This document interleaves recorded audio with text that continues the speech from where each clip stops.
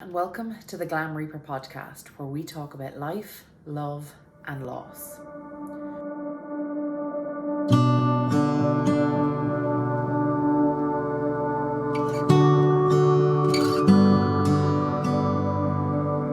All right. Well, Jennifer, thank you so much for having me on your show. It's such a blessing to have known you after all these years, through the pet PR side of things to what's new and what's happening now. And I can't wait to dive in and talk to you all about it. So tell us, Dana, you went from pet PR to death doula. Now, first of all, first thing we need to do is clarify what a death doula is, because most listeners don't know. There's a lot of terminology we use in the funeral world that most people, Joe Public and Jill Public, have no clue what is. So let's describe that, and then absolutely take me from your journey as to when you and I sat down talking. I was in pet cremation jewelry. You were queen of pet PR. I remember strutting down a catwalk with a dog in Orlando. I mean, the memories. Anyway, so yeah, first, what's a death doula? Yeah, absolutely. So, a lot of people have heard of a birth doula, right? That's kind of something that's become more common over the years. And it's funny, actually, my younger sister is a birth doula. She's also a midwife and a doctor, but she also is a birth doula. And that process is really just helping people enter the world, and helping the mom with breath and with presence. And so a death doula is really adding ritual back into death. It's really been something that, as you know, a lot of people have a lot of fear around, and there's like a lot of unknowns. And a death doula is really just someone that has excellent bedside manner, has presence, and is able to be on the journey with the dying person and with their families to have it be less scary, help them have some of those difficult conversations they need to have with their loved ones so that they can transition easier, quicker, um, and feel in a good place about it. So we really are here to add ritual back in and understand what the dying person might need, what they might want, what their kind of final wishes are, who do they want to be around, what spiritual elements are important to them. Because sometimes, these conversations just everyone saves them for later and they don't end up happening. So we kind of are the impetus and a safe space to be there and help them with their transitions. Okay. And so, how did you, and we'll come back to the death doula a little bit more later, but how did you go from the world of public relations and specifically for pets to the funeral world? Well,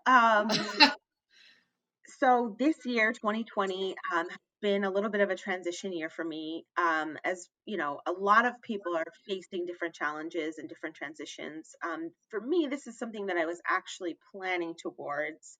I'm still doing public relations in the pet industry, and I've also launched a life coaching business. And I actually spent the first couple of months of the quarantine in Guatemala.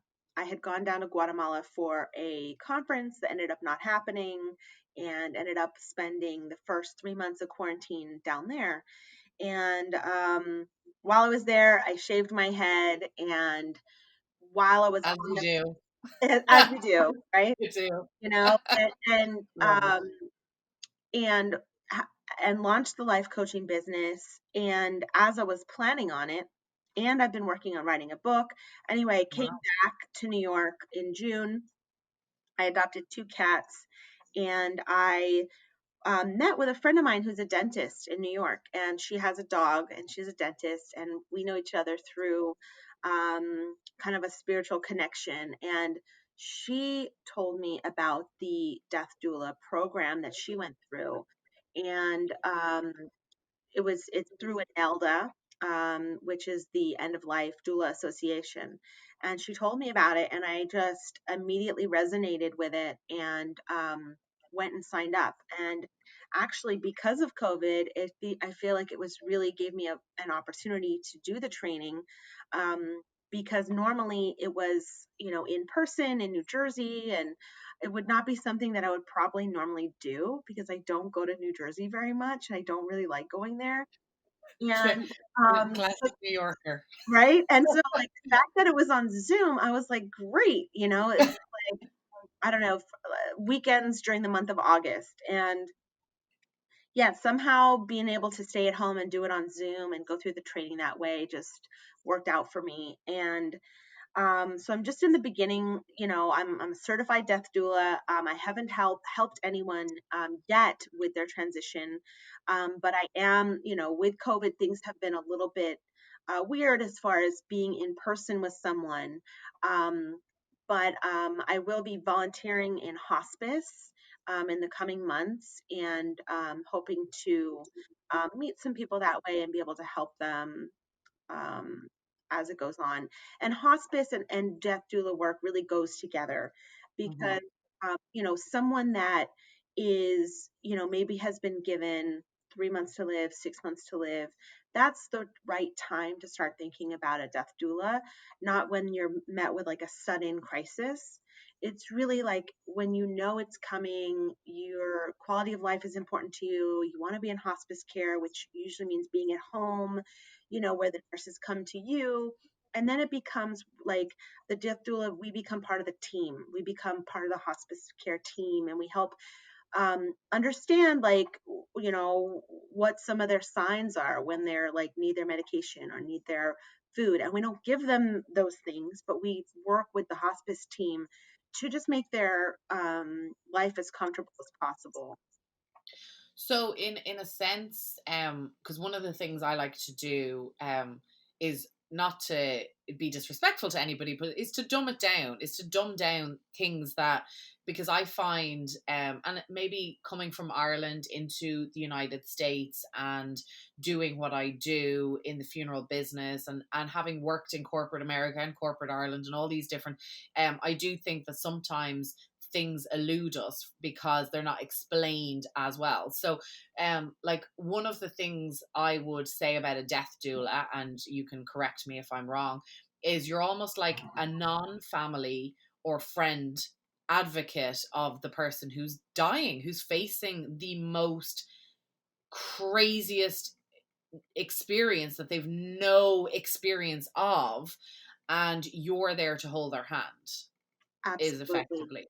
A Yeah. 100%.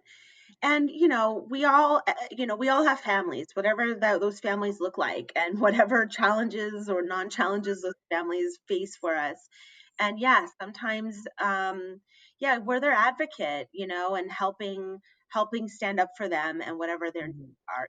Just because their daughter might be uber Catholic and have these certain ideas of what needs to happen, we can really stand in our truth and stand up for them and say, you know what, yes, there's certain elements of the normal tradition that we want to celebrate and highlight, but the person really wants this, and being able to help have that conversation with the daughter, sister, mother, Yeah. whoever, so that their wishes are carried out. Yeah, and I think, I mean, that is so important. And for what I do in memorials, once the person has passed on, for what I do, what you're saying is exactly what I try and bring. So yeah, you're dealing with, which is why I'm such a fan of pre-planning, because you could be, if a mother passes away, there's so many things to so many different people, and one of my favorite things to kind of reiterate to people is every single person I meet on the street, my landlord, my brother, my nephew, my friend, my next door neighbor, a different version of Jennifer Muldowney lives in each of those. One thinks I'm a bitch, one thinks she's the loveliest person in the world, one thinks she's trustworthy, all of these different things. One thinks she's Catholic. And so I think it's so important, when it comes to death, dying, and bereavement, that we take judgment out of the equation. And it's very difficult to do when you've been raised a certain way. And honestly, Dana, I think what death doulas stand for, I think, is going to only escalate over the next 10, 20 years. Because for me, especially living here in New York and just witnessing what has gone on in 2020, the LGBT community. Like, they're one of the biggest how do I say this? When I think of somebody standing up for them when they're not able to, I think is a huge thing for you to be able to offer to people, because it's not always been an easy ride for them. And but the we can apply that equally to religion, as you pointed out. If the daughter is super Catholic, she has an idea as to what death and dying is for her mom, or whatever it might be. So there's just so much that is going to develop in this category. I just think it's just going to blow up. And it's interesting because when you said you went to your dentist and she had gone through this, and here you are coming from Pet PR, and interestingly my hairdresser has taken a death doula course. So it just Yeah, goes to show it's every walk of life. It doesn't matter what your career was or it will be, because I do think I've not done a death doula course myself, and this is why it's interesting for me to talk to somebody like you, because for me, and people regularly say to me, Jen, I don't know how you do what you do. I don't know how you do what you do. And I know you haven't had your first full experience yet. And maybe you'll come back and talk to us about that reality, because I think that will be yeah, a really interesting transition for our listeners to hear. But I know there is absolutely no way in this world that I could do what you do. I think it's incredible. And it's just, I couldn't be an ER nurse. I couldn't. I mean, I've joked with you, I think, several times that I literally, that scene in Bridesmaids when she's running away with all the puppies, I'm like, that's me if I worked in an adoption center. I just wouldn't be able to cope. I'd be taking them all home. We're all built for different things, and so what's for one person is not for another. And so I think it's incredible, and I think if anybody is even remotely thinking of doing the course, we'll leave your details, and maybe they can reach out and ask, the in Elda, you were saying that you did the course, because I just think, especially now, you even touched on it, during COVID, it made it more accessible and easier for you to do, which is actually, there are so many pluses that have come from this pandemic. There are a lot of horrors and a lot of negatives, but I do think there are a lot of positives we can pull. And whether it's you just don't want to go to New Jersey, or it just made it more accessible to you and maybe more comfortable because you were able to do it in your own home. It's not an easy topic to do a course on.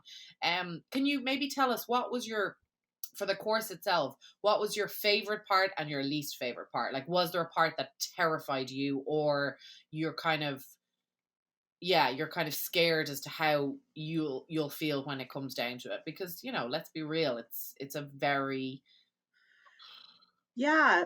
Thank you. That's a great question. I think we were able to split out into groups many times during the course, and talk about our own process. So whether it's creating a legacy project, or um, thinking about how we want people to be able to enter our space, or where we want to be, all of these questions for our and answering them for ourselves was a beautiful process. And the different things came up for me than I thought they would, right? I thought I had an idea of what I wanted, and then actually talking to other people about it and being witnessed in that process brought up other things. And then also hearing other people's ideas of what they want for themselves. And I'm like, wait, I want that. That sounds great. Wait, what? Yeah, bring that over. And also just, I also just am correlating it in my mind to, it's a very similar thing for me as life coaching. It's like really holding a non-judgmental space for people to just like be in their authentic truth. And um the part of the question that they asked us that I think was one of the hardest things is that all of us were somehow drawn to be a death doula for a certain reason, and understanding what that reason is and really being honest with ourselves about it is what will help us be the best death doula we can be. If that part is like a shadow side for us, it can be complicated. And so that was that was, I think, a really good aha moment that was maybe a little bit challenging. And some parts where, you know, I thought I was clear, like energetically, I thought I was clear, things came up. And so it was like really helpful to be able to move through that. And, some, like you said, we're all coming from different places. Part of part of part of the course is also about doing guided visualizations and leading people through guided visualizations. And there's a lot of information on how when someone's in pain, there's only so much pain medication that they're allowed to have. And then at some point, there's we're able to offer alternative ways, and a guided visualization is one of them. And that's something that just like that comes really natural to me. That's something that I've been doing for years, just as a different term, like of meditation, or like some kind of journey work. And so I guess for me that was like something that I liked a lot, because I felt confident, I felt comfortable doing it, and I was able to watch a lot of people struggling with that department of like not wanting to do it, and what if they do it wrong, and I was like, oh, I got this. The guided visualizations, like I got that part, no problem. But maybe some other tough conversations is like a little bit more of my weakness. So it's like the course is the course, and however we show up and whatever our Of own course. holdbacks are is the part that's going to be like, a challenge or an opportunity to kind of work through. And I think it's interesting, this year, eh, people are, I think, talking about death more than they usually are. And it's a positive thing, right? Instead of having it be this like big scary unknown somewhere, we're facing it. We're, as a society, as a global society, we're being forced to face it, because more, unexpected deaths are like at the forefront. And Yeah. so in some ways, that part is positive, that people are able to look at that and look at their fears and start to like think through it a little bit. And you know uh, Do you when doing the course, is part of the course you as a group, or and individually facing your own death? well, Is yeah, that every piece that we would offer someone else, we go through as ourselves. right? So that's really powerful.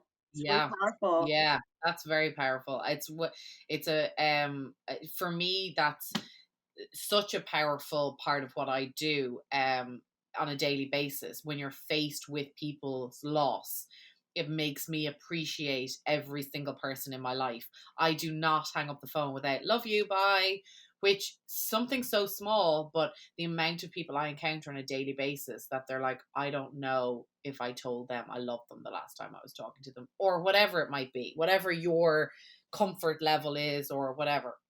Yeah. Um, and so that's something that I now know that I do. So if anything does happen, I can be sure of that. Now saying it, and you don't want it to turn into okay, love you, bye, and it's not a thing. To really just end with love you, miss you, whatever it might be, bye. So it's thinking about our own demise, and it is a fact, unfortunately. Nobody has come back to tell us otherwise. If there if there is a possibility of that. And so I do think you live more fully when you appreciate that this thing as we know it, called life, is going to end someday.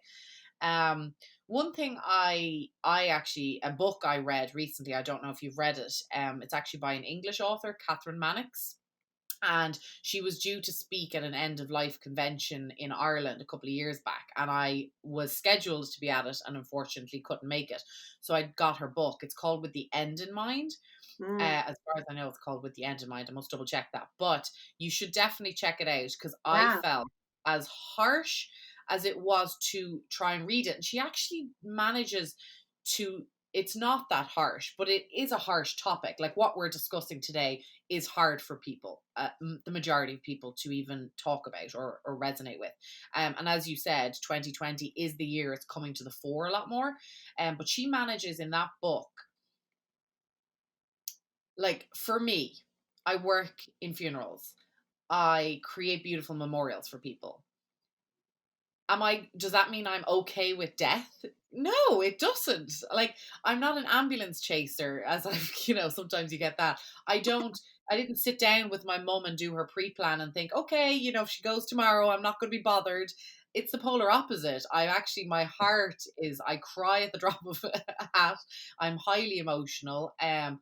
But I absolutely adore what I do. And yes, it makes me face death and loss every day. But facing my own death, while I had planned my funeral, until I read Catherine's book, I really hadn't sat down and thought what it must be like to die. Mm. And that book, I can tell you, for me, was incredible, was absolutely incredible. It definitely, I sent it home to my mum and I told her she had to read it. Now she wouldn't be as, again, she's like a lot of the listeners and non-listeners, not as into it as you and I might be. Sure. Like it's a thing. But I actually do think every human being should read it, because to me it took the scare out of it. Yeah. I actually thought to myself, oh my God, it sounds really peaceful. It sounds really like it can be, it has the potential to be a beautiful thing. Yeah. And so, yeah, I think people like you and death doulas are so important. We have midwives, we have birth doulas who bring us into the world. Why in God's name don't we have somebody to take us out? I mean, really, when you think about it, it's the top three things that we're most terrified of Yeah. is death. So, if we can make it a good death, why would we not? Yeah, and that's exactly it. And we talk a lot about the good death, and it's about being witnessed and not being alone and feeling safe and feeling held. It could even be as simple as like holding the person's hand as they transition, of just like that they are have this connection and have this good death. And it's funny that you mentioned that maybe it's not for your mom. I mean, I've been going now to death cafes about once a month, and it's just like a place where people can talk about death. And I mentioned it to my mom. She's like, "Oh, well, that's not my cup of tea." All right, that for me, that's where suffering comes from, is like non-acceptance. Like anytime that we're, it's the one thing we all have in common. Yes. Like the only thing we all have in common. We born and we die, and this the yeah the more able we are to accept that, doesn't Hmm. mean we want it, doesn't mean we want to speed it up. It just means that we're okay with it because it's real, and it's really happening. And I think the more separation we create is where more suffering happens. And Absolutely. Yeah. You're preaching to the converted there. It's, yeah. No, it yeah, really, you're literally taking words out of my mouth. It's absolutely one of the things I find hilarious is that on this journey that I've been on is that Irish people are great at dealing with death. And I'm like, say what? We absolutely are not. Yeah. We know how to have a great wake and we deal with the actual physicality of it in a good way, but we don't talk about it. We mm, don't, I mean, a good death in Ireland is still being worked on. That's still an idea. Gabriel Byrne, the famous actor, he was a big advocate of this. The End of Life Forum are doing huge work. The Irish Hospice. These are all still people trying to work on us dealing with the fact that we all die. Irish people are the most. We can't talk about that. Oh my God. It's like, oh my God, if I speak about it, it will happen. right. Like, I'll never forget in a convention, a funeral directors convention, a little baby one that happened in Ireland because we don't do them like they do over here. I wanted a photo of me in a coffin, in a casket, in a coffin. I thought, you'll understand, great Yeah. PR opportunity. I thought, let me hop in here, great, and I couldn't get one person to take a photo. Not one person, because they were like, no, this is no, suspicion, no, or not suspicion, Superstitious. superstition. Yeah. Yeah, they absolutely would not. I mean, it's just crazy. So yeah, it mind boggles me how we are. And do you know what? It mind boggles me. And yet, when I think back to over 10 years ago when I started this, that was the realization for me. I was sitting in, unfortunately, too many friends' funerals at the time, and I was looking at it from an events perspective because that's just where my brain just goes Yeah. logistically. I was in the events business at the time. I was dealing with the grief of losing my friend, and then I was honestly having a holy lots of profanities moment. If he can die at 23, who the hell says I have any right to last till my Yeah. immortality idea was shot to shit. That was a massive wakening up for me. And not many people get that. Yeah. And I hope many people don't get that because it's a horrible realization because unfortunately it means you've lost somebody young your age or so Mm. it's every day is a blessing. I mean, it really and truly is, and you learn to appreciate it. I think in our fields and what we do, um, and it doesn't have to be negative Nancy, and doesn't have to be doom and gloom and dreary. I'm sitting here in a yellow cardigan. You've got a beautiful purple scarf around your neck. Like it can be happy, normal, young, female, outgoing, yapper away. I mean, you and I never are lost for words for conversation. It doesn't have to be the Addams family picture it's painted as, that death is the grim reaper, that it's doom and gloom. I think it's absolutely, and I think it's important what you mentioned is like, the one death that shook things up a little bit for you. Like I had that happen too. She actually happened to be Irish, living in New York, but I had a friend who died young, and she wasn't even a close friend of mine. We were like acquaintances, but her death like did something to me profound that I'd had other loss in my life. I had other, but this death was like a wake up call that helped change me to live my life with more gratitude. And so I don't not wish it upon anyone because it has helped me, like not and I'm grateful for that moment where I was able to say, you know what, okay, like how am I living? How am I spending my hours? Am I Mm. like working like all the time? Like how am I enjoying each day? How am I taking time to really enjoy this life that is a gift, that is this precious thing that we have no idea how long it's going to last. And so I'm grateful for that moment. I I it doesn't mean anything about my judgment on if she should still be alive or not. It's just that that experience helped me live a more full life and has helped me on my path. And really, like you mentioned, like wearing bright colors, and it doesn't have to be like this doom and gloom. Something that I got out of the death doula training was like when someone's come when you have visitors, how you can set your expectation for what you want.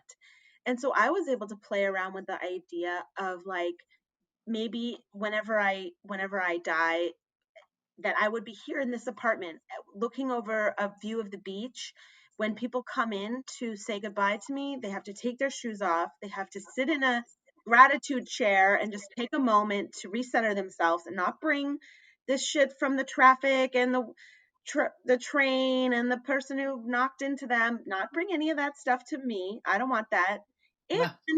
and have a glitter station. Literally, they can like there's like a whole glitter station. They can glitter themselves, they can glitter me, whatever they want, or they can not do the glitter, self DIY glitter station. And just like, yeah, that's what I would want. That's that's who I am.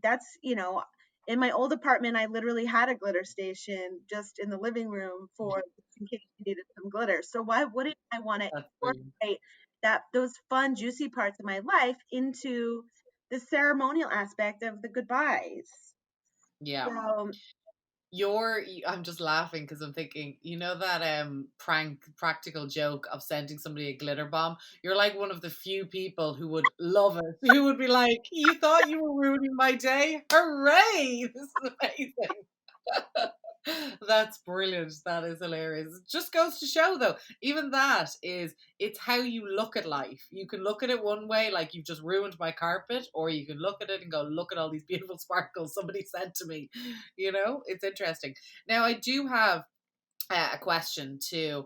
So, the pet PR, are you blending your businesses? Are you kind of going to evolve that out, death doula in? Are you kind of testing the waters to see, is this something you're going to do part time? How are you kind of, and you've got the life coaching. Oh my God. And you're writing a book. I can't keep up.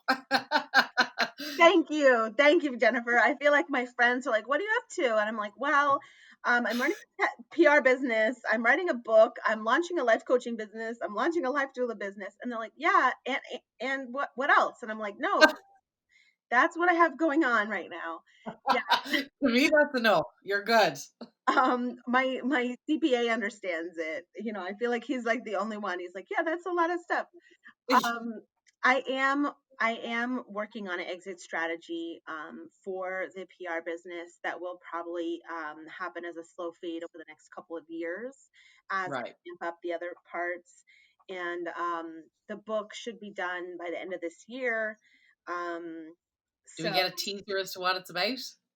the book is about codependency and pets. Oh, Yes. interesting. Oh, I will be purchasing that. Excellent. Very Yeah. interesting. Wow. Oh, okay. Okay. So You'll right have to now come it's back all on and talk about happening. that. You'll Yeah. have to come back on and talk about the book. That I'm fascinated with. Okay. Well, we'll have to come back on, talk about the book. I'll have read it by then, and then I'll quiz you. Awesome. Awesome. That sounds good. So there's a lot going on, though. Yeah. How do you take a time out? How do you live your life other than all that's going on there? So, yeah, I think that's a really important question. I make an effort to go outside every single day and get some sunshine, get some of that dopamine, oxytocin, happy feel good chemicals going on. Um, that's And you part live of, by the beach, and I live which by I'm the beach. always very envious of anybody who lives by water. And that's part of why I live in New York is because even though it does get cold, it's sunny. It is sunny a lot of the time, and that's really important to me. But yeah, I have a few parts of my like morning routine, morning ritual that are pretty key, I think, to my overall well-being. But you know, just every day I try to be more aware, more conscious about what I'm consuming from an entertainment perspective, who I spend my time with, um, and doing things really out of joy versus obligation. Right.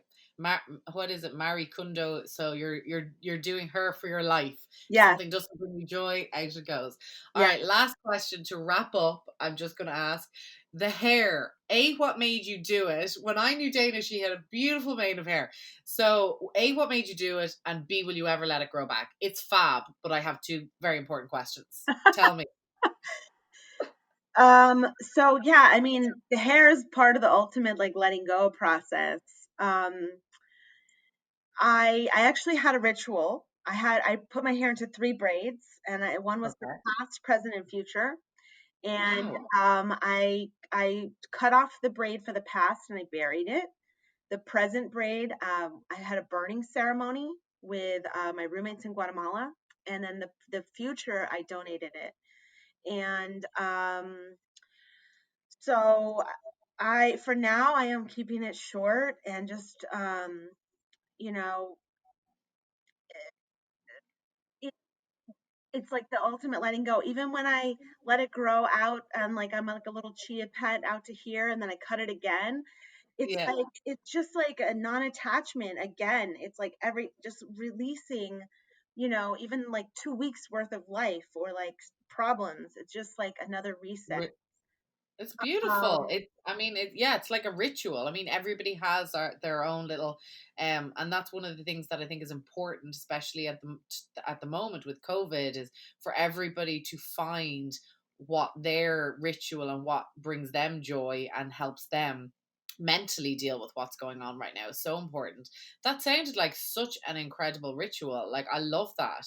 The braid thing, that's amazing. I'm glad I asked the question. I mean, it just goes to show, because it's so funny the amount of people who would be like, Jen, you can't ask that, like, don't be asking somebody about, and I'm like, oh, I'll ask. I will ask the question. And that makes beautiful sense to me. It's not that it any other reason could have made any sense to me. You just wanted to, but it's just like, that's such an interesting story that we'd never have dug into if I hadn't have asked.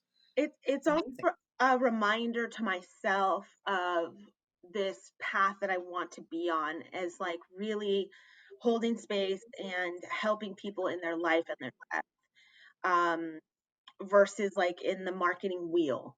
And it's just Yeah. a reminder to myself, because the marketing side of things is very seductive to me, and it's very easy for me to get kind of like sucked back in. And for me, it's just like a reminder to myself of like who I am and what I stand for and where I want to be going.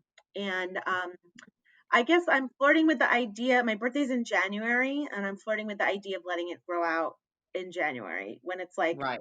full winter, full hat seasons, just going for it. So that's yeah, maybe I think it'll be my last reshave in on my birthday, and then let it. Okay. And then let it grow. And then maybe it's going to grow a whole new future, a whole new life, a whole new, maybe that's death doula, it could release something else. You just don't know. It's all to play for. As there is a famous quote, and I always mess these things up because I have a terrible memory, but it's something about, each the amazing thing about each new day is that it's a fresh beginning. It's not been written yet. It's, even if you've got the diary packed full of appointments, you can ditch them all. There's nothing concrete. And so who knows what 2021 will bring. You know. Absolutely. Well, thank you so much. I have to wrap it Yes, up because I have to thank run on you. to another one. But thank you so much, Dana, for being here, being present, and for sharing your incredible, I mean, I don't even know. This podcast will go down as career change. It could go down as, the death deal, the funeral, but it's, or just life in general, how we evolve. It's just incredible. And I'm so proud to know you. And I'm so proud of the journey that you've been on, because, I mean, you were always so ready to embrace change and life. That was something I always saw about you. Even going to your birthdays, it was just such a melting pot of people and experiences, and it really was. It was just, the glitter station makes total sense. Thank you so much.